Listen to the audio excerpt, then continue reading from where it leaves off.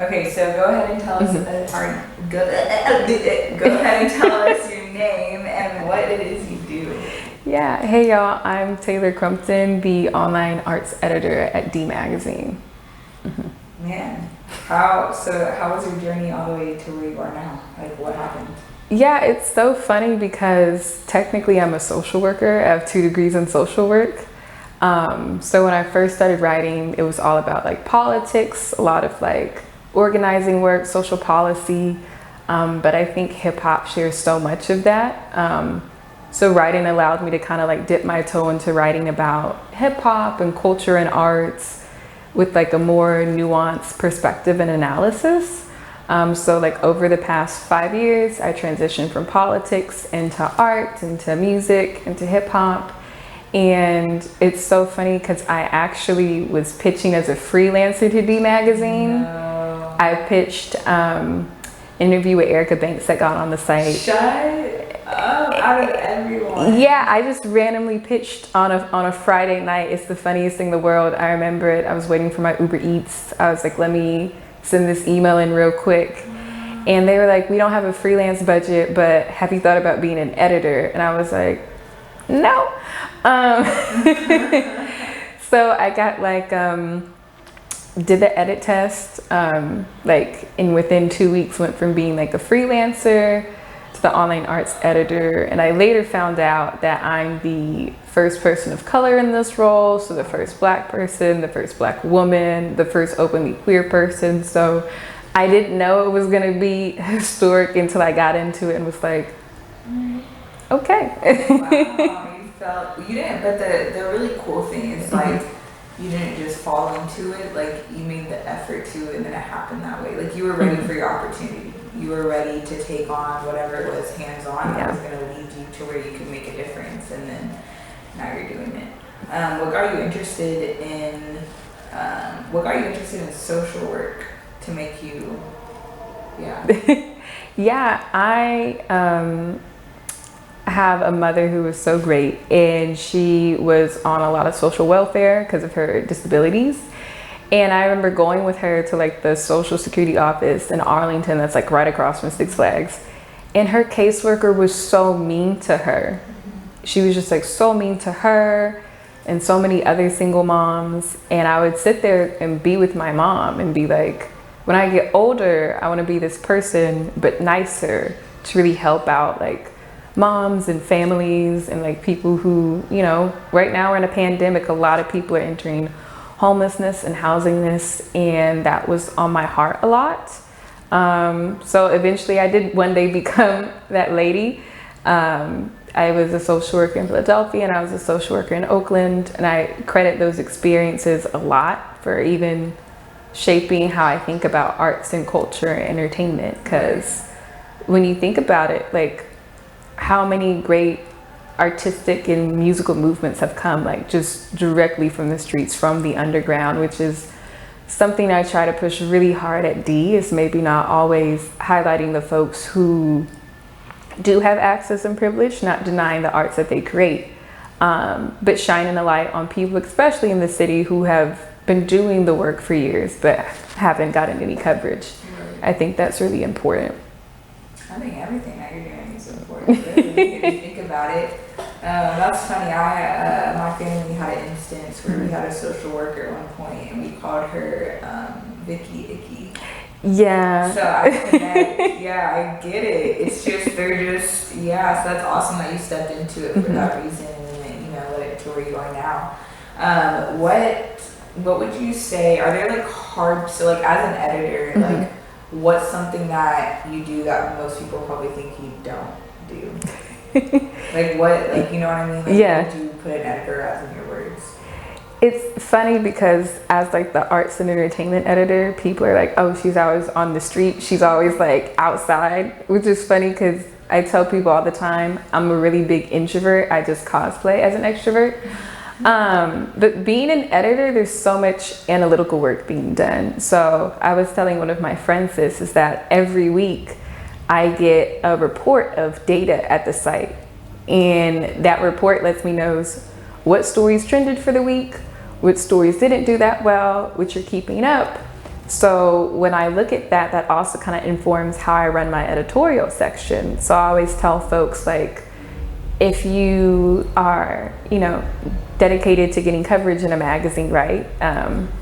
Because magazines operate differently than blogs, right? Magazines, we have traffic, we have numbers, we have ad money. There's a lot of other factors that go into like just the overall expense and cost.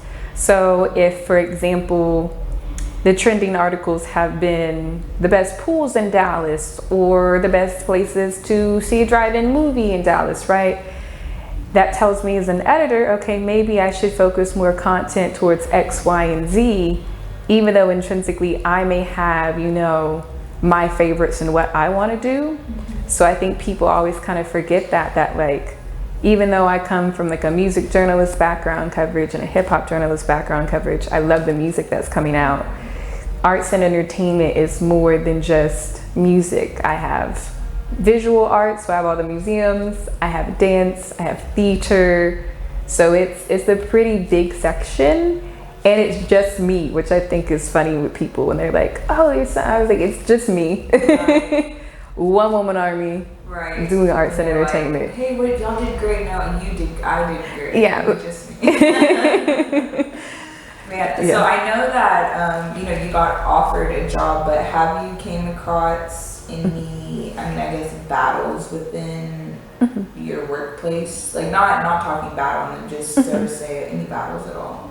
Yeah, I think with the world stall last year, just surrounding George Floyd, is that a lot of Black journalists finally spoke up about their workplace conditions, right? Whether they were on staff, whether they were an editor, whether they were a freelancer, whether it was an intern, there were finally conversations about how hard it is to be a Black journalist in media, which is a traditionally white, upper middle class, male space, right? So I tell people all the time, I don't have those identities. I'm young, I'm Black, I'm queer, I didn't go to college for journalism.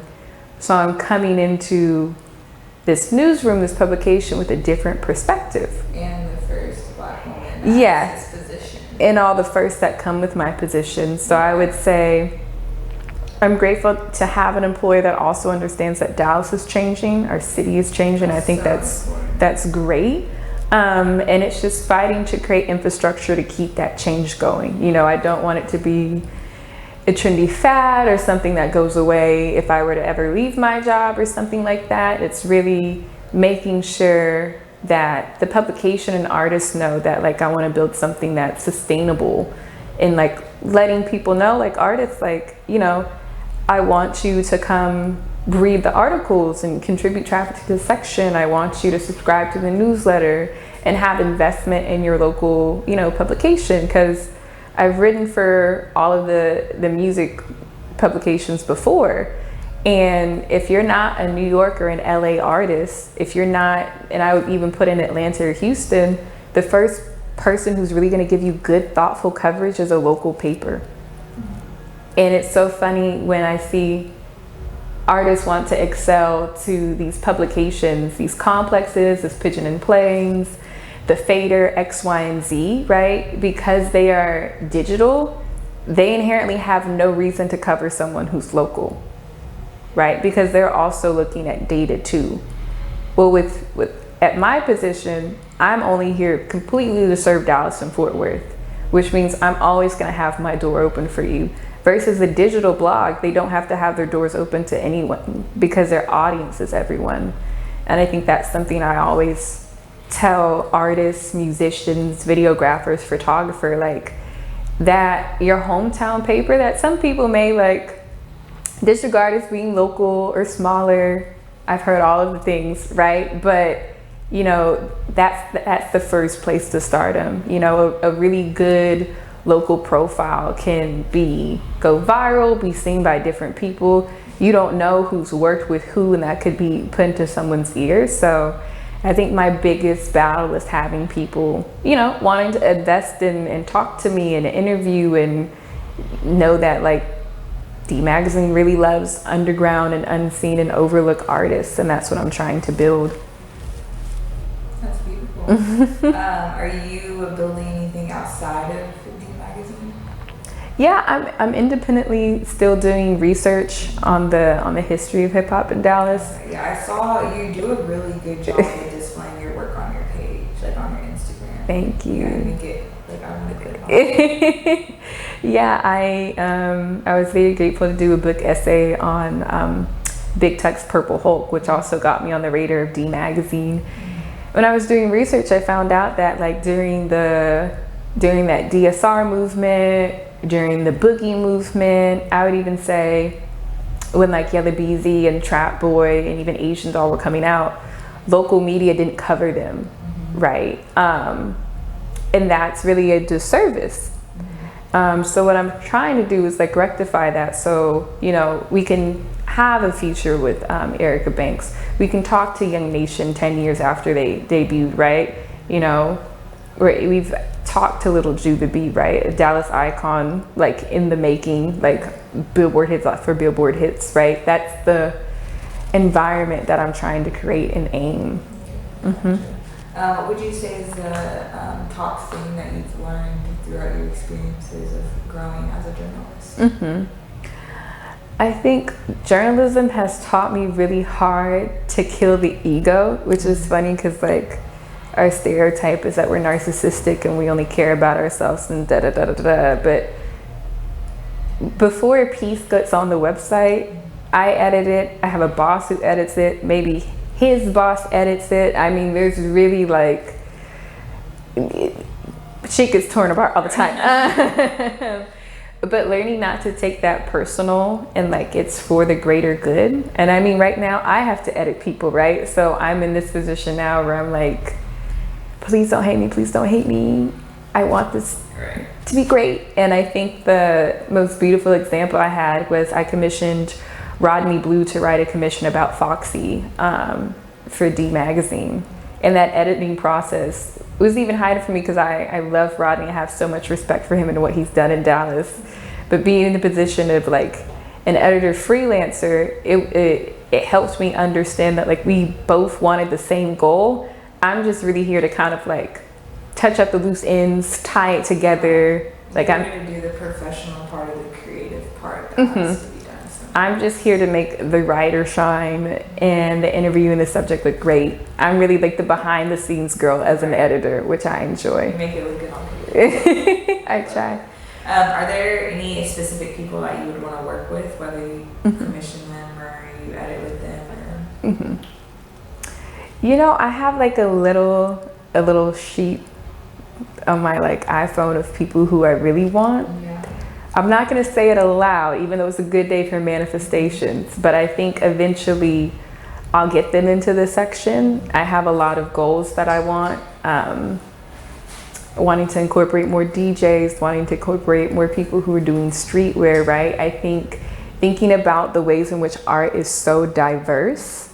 So I just want to get a group of diverse freelancers and contributors who are so dedicated to like making Dallas shine. I think that's the greatest thing about my job is that I work at the largest magazine in Dallas-Fort Worth.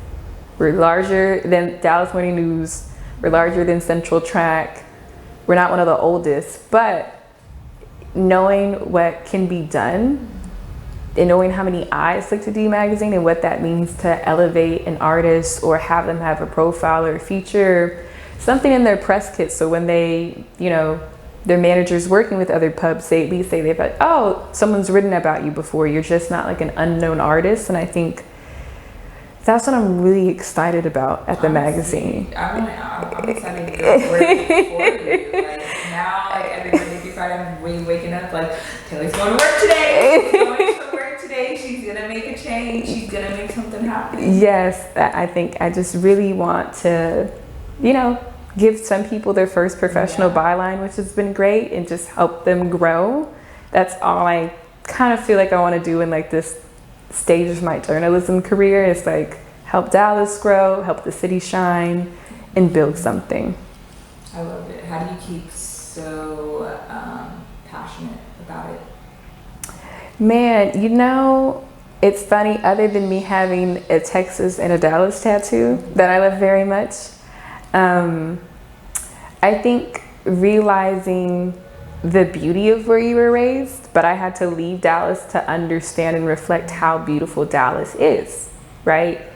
I had to take some time to move away, to come back and be like, wow, this means something, right? Because it does. And I think the greatest lie that's ever been told about like Dallas and music and creatives is like, the city doesn't support you, or da da da da da, when there's so many other factors that go into that, right? You can't make it in Dallas. We have one of the largest entertainment markets in the whole entire nation. Dude. We are the 5th largest market in the nation. Technically, our media market is larger than Houston. When we think about music, we support every single region. We're the highest buyers of East Coast, of the Midwest, of West Coast, and the South. So when people are like, I can't make it in Dallas, I'm like, girl, you have the potential. Like it's like the ingredients of like a beautiful cake.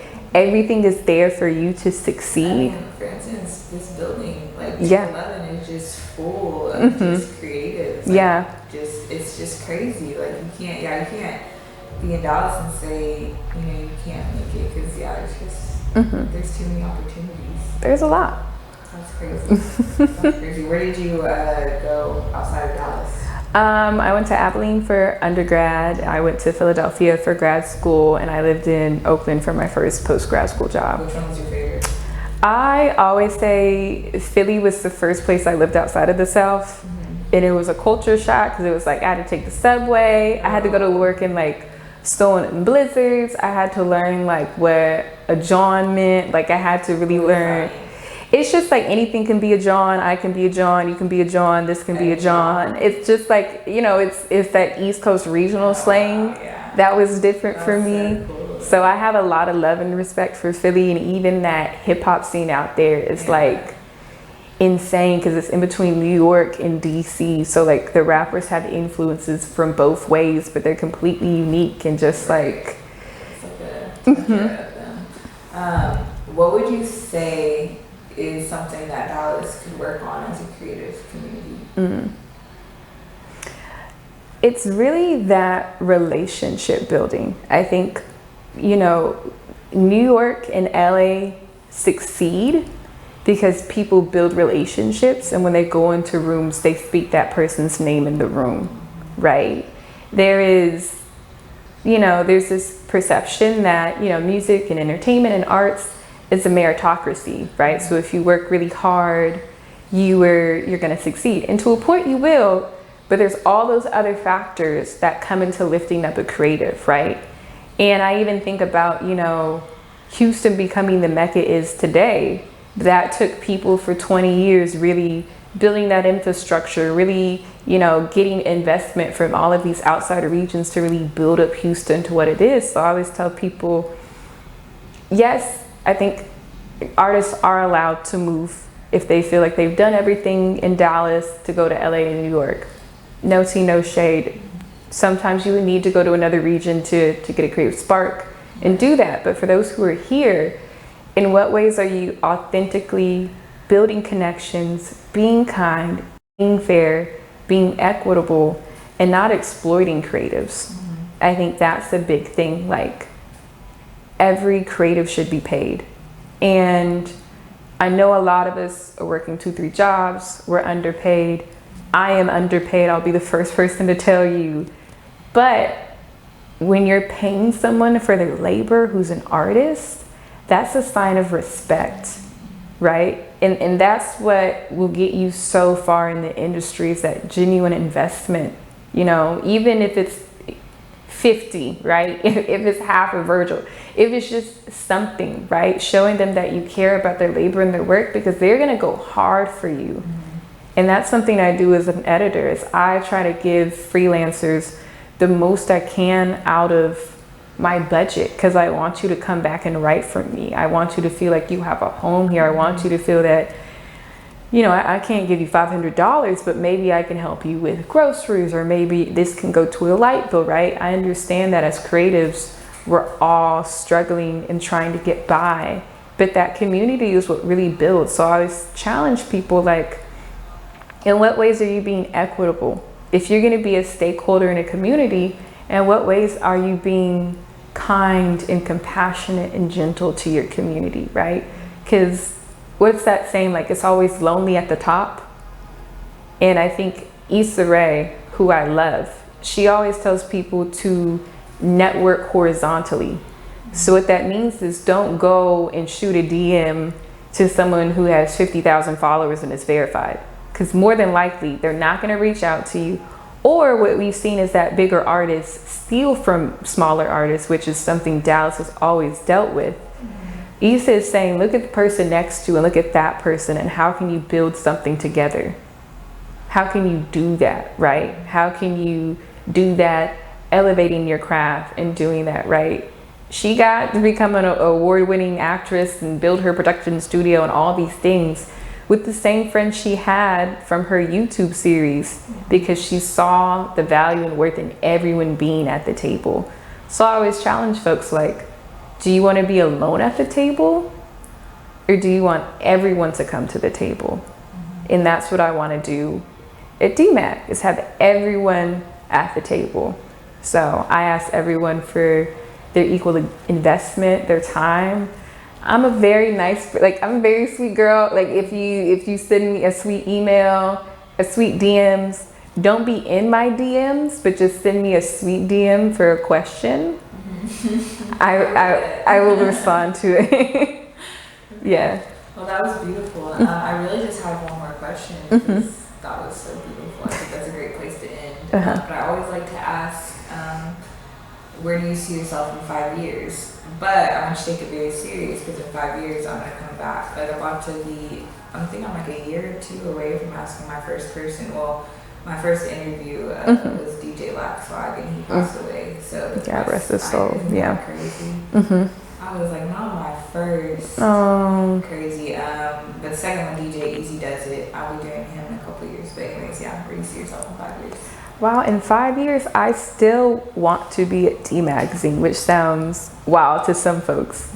But I am so dedicated in pioneering a space in Dallas journalism and media and entertainment we haven't had before. You know, our city has never had consistent music coverage, right? We don't have a music editor, and just building that space where people want to be covered, where people know that they're gonna have a good feature or a good interview or a profile, right? I want to just create that space there, because I think it's so valuable and it's needed. And whether you're a starting out artist or whether you're someone who's come back home, that is like in the back of your minds, you know, like, you have a project coming out, I need to talk to Taylor. I want to do something different. I want to talk to Taylor. And I know that Taylor at D Magazine is always going to treat me with kindness, compassionate, and respect. So in 5 years, hopefully still be at D Mag. One of my other passion projects will be out. It'll be great. And yeah, I think in 5 years I'll be 31, because right now I'm 26 and I got my job at 25. So just right out the last of my 20s. You don't even be, that's like not even halfway through life in 5 years. That's crazy. I know. The longevity. Cool. Well, I don't have anything else to ask, but if you have anything else to say, you can. If not, I don't think so. Yeah, I am. I always tell people, you know, I try my best to make the art section at D Magazine equitable and representative of Dallas. Dallas has many Dallases within it. And there's sometimes where I don't have experience in that other Dallas, you know.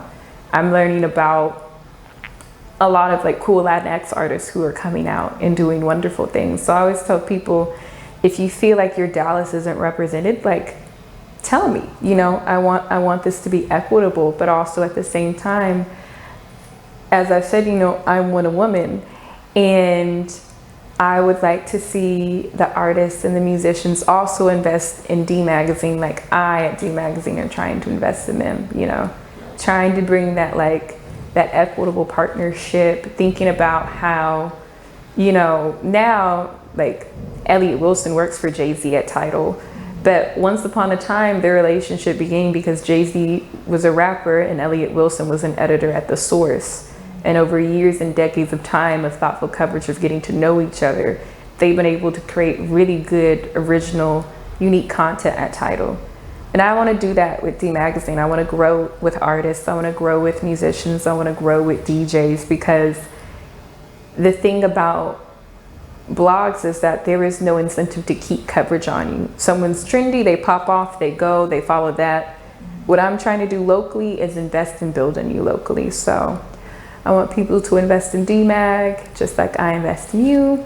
My DMs are open for questions, not for sliding into my DMs. I always have to do a little caveat. This is a little thing, but yeah.